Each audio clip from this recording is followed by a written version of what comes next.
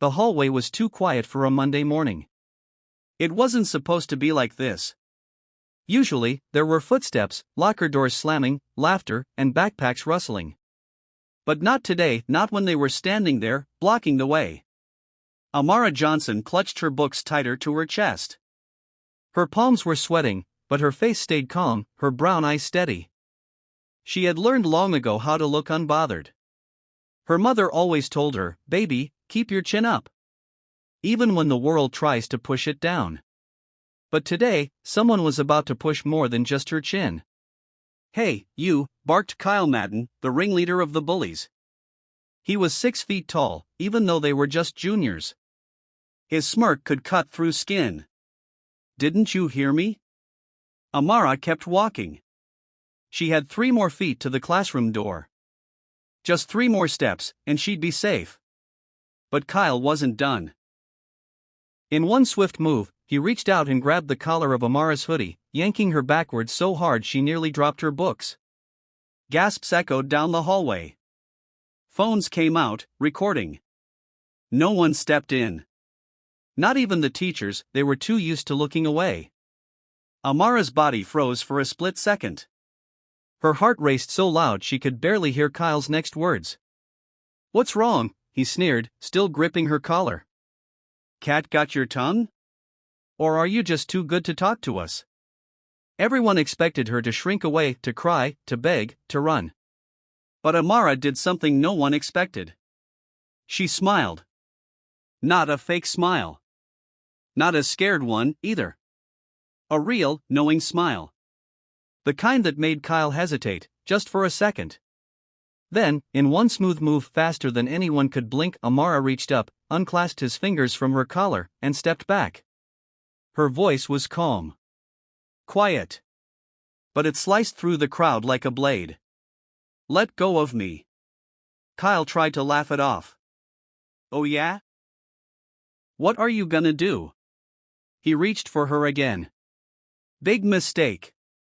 Before he could touch her, Amara shifted her weight, grabbed his wrist, and twisted it gently, not enough to break, but enough to drop him to his knees. "Ah! Hey! What the hell are you doing?" Kyle's face flushed red as he struggled, but Amara's grip was controlled, steady. Her mother had taught her that too. Her mom, Sergeant Johnson, who trained soldiers at the local military base, had spent hours in the backyard teaching Amara how to protect herself, not just physically, but emotionally. "You don't fight hate with hate," her mother always said. "You fight it with power and grace."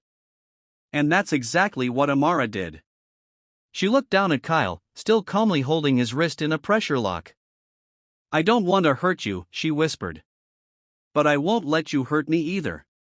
The hallway was dead silent. Not even a cough. Kyle's friends, Chase, Riley, and Dean, stood frozen, their phones half raised, their mouths half open. No one had seen this coming. The quiet black girl, the one who kept to herself, the one who sat at lunch reading books about history and heroes, was standing tall while Kyle knelt on the floor. Amara slowly released his wrist, keeping eye contact the whole time. Kyle scrambled backward, rubbing his arm like a wounded dog. His ego was bleeding more than his body. "You're crazy," he spat, his voice cracking. "No," Amara said, standing straight, her hands by her sides. "I'm just not afraid anymore." That was the day everything changed. Word spread faster than wildfire. The video of the hallway moment went viral, not just in school, but online. It wasn't just about the move she pulled. It was the way she did it, with calm, quiet strength. People started calling her the girl who didn't flinch. But the truth was, Amara had faced more battles than anyone knew. She had grown up in a neighborhood where kids like her were told to stay in their lane. Teachers often ignored her.